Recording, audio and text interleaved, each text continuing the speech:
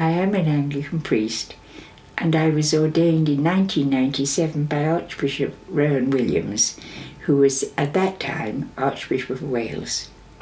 When did you know you had a calling to the priesthood?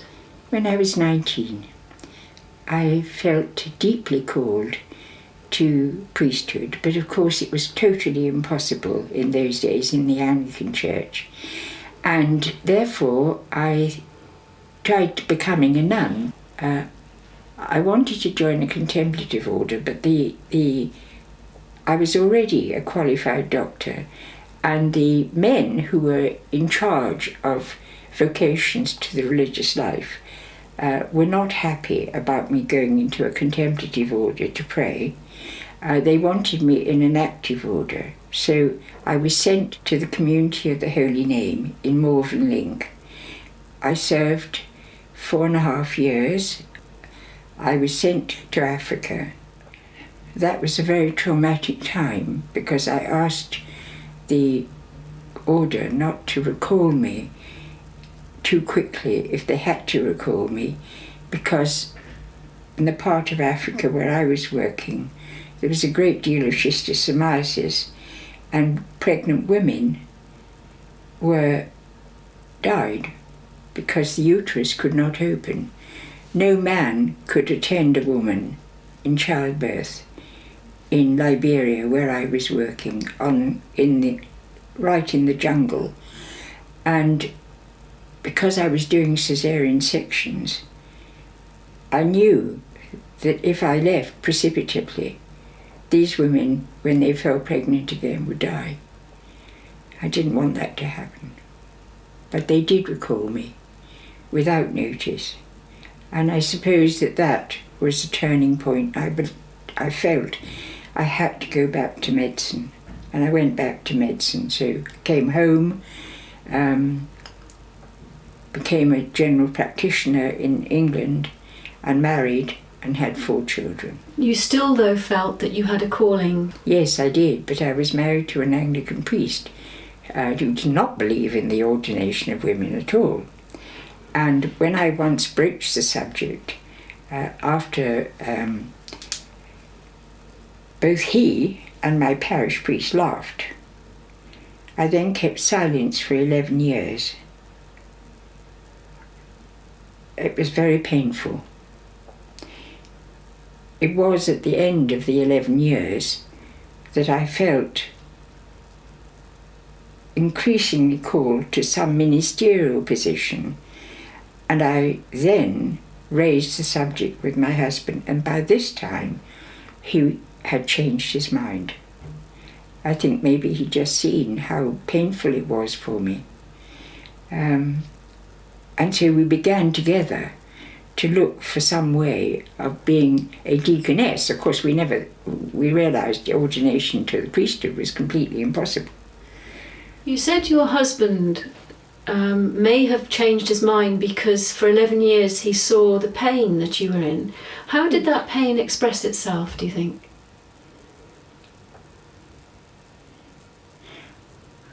Through continued devotion to the sacraments and through continued steadfast witness and prayer to my Christian faith. And because we were married, we would talk theologically together. He saw no reason for me to go through 3 years of theological education, because I was by that time very theologically literate, self-taught but literate. And because we were able to talk at that level with each other, I think he did begin to respect my views, which I didn't. I kept silent about wanting to be ordained, but I didn't hide my views that religion was intimately connected with peace and with justice towards people. What happened in 1968? Well, 1968, Lambeth Conference said that there was no theological reason against women. So I took courage from that, and I was beginning to look for ways of being starting to train as a deaconess, which was all I could train as at the time. Deaconesses were lay, they were not ordained.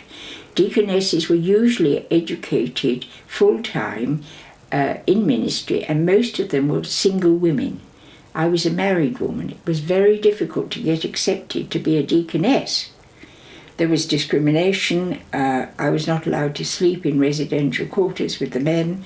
I had to commute from London to Bletchingley once a month for a weekend by driving 70 miles down the road from my work, directly from my work as a general practitioner, to the session, which was mandatory. Turn round at 9 o'clock, come home, have a few hours sleep, get up at 5, return back down to Bletchingley, where I was in training, come back at 9 o'clock at night on Saturday night, go down again for 7 o'clock service on Sunday morning. So that was the pattern of our lives. Did you ever feel like giving up at that stage? Yes, many times. But because they made it so difficult, I grew stronger in determination. And so we lasted out. It was very traumatic. So after you were made a deaconess, it didn't stop there. You then went on and became a priest. How many years later was that? I was made deaconess in 1970. My husband died in 1979. I left my work in East Sussex with disadvantaged children and abused children, and I went to live in Wales near a community where I was an oblate, the Society of the Sacred Cross, Timar Convent. To work in Wales, I had to become a deacon. So I became a deacon in order to use my deaconess office in Wales. And I thought that was the end of it. By that time, I was a person who was an advocate for women priests, and I was a public advocate. I had been in the Church of England, and I continued to be a public advocate in the church in Wales. And because I was a public advocate, it didn't sit well with this community as a religious sister, and there was dissension in the community. So in the end, again, I went to live as a solitary because it didn't work out that I could be a contemplative nun and work in a parish. So the vocation to the diaconate by that time was very strong in me, and I could not. I was, by that time, I was able to give Holy Communion to the sick, and I was able to exercise a diaconal ministry in the church. And when I went to be a nun, I had to give all that up, of course, and they did then consent to me becoming a deacon, and they gave me 6 hours a week to work in the parish. When I went back to the parish after years away from it, I knew I could not go back if they asked me to go back. And of course they did, and I couldn't go back. Because by that time, I was exercising a pastoral ministry.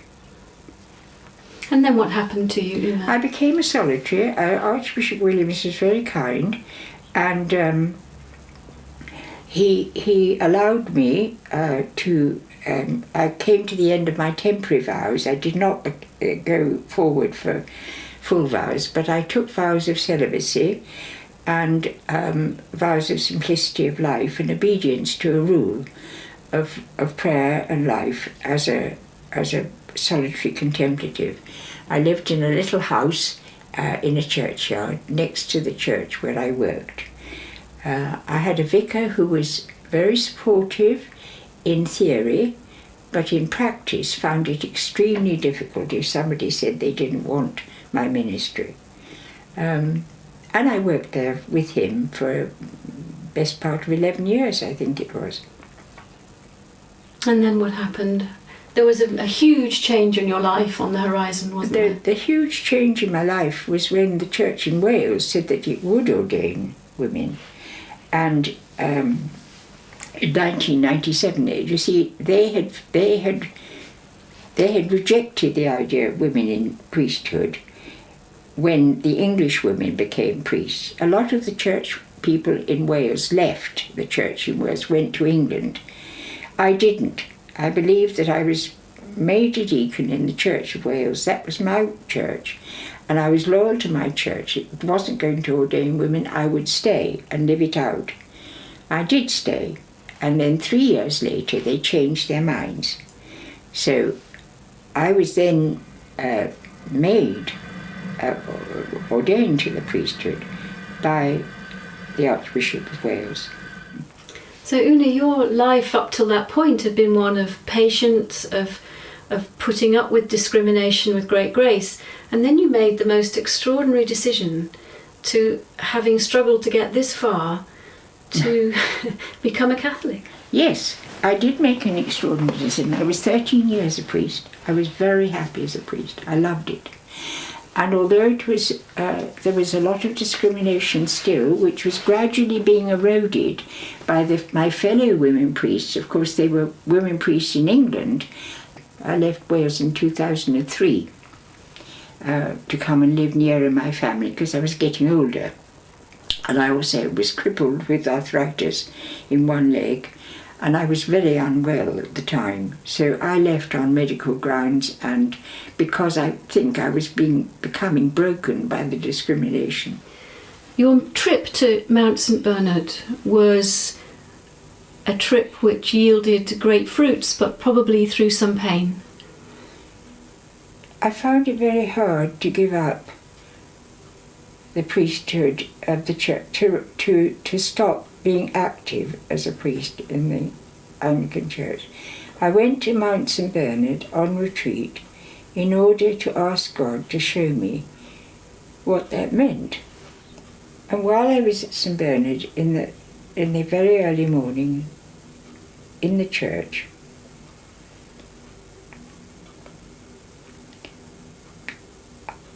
I remembered the women who'd stood, the Catholic women who'd come to my ordination, and at my ordination had said to me outside, "Do not forget us, Una." And I said, "I will never forget you." I never had forgotten the Catholic women who longed for a fuller life in their own church, and I wanted to support them.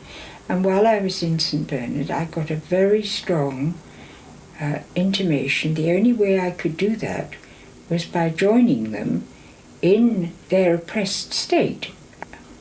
And I did that. And I told the Anglican priest, who said, "What do you want to join a church like that for, which rejects women?"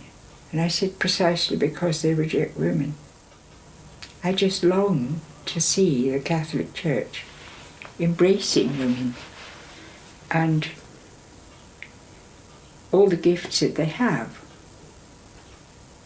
So I worked towards that by living, praying, witnessing in the Catholic Church to the goodness of women. And you truly believe that this is what God wants for the church?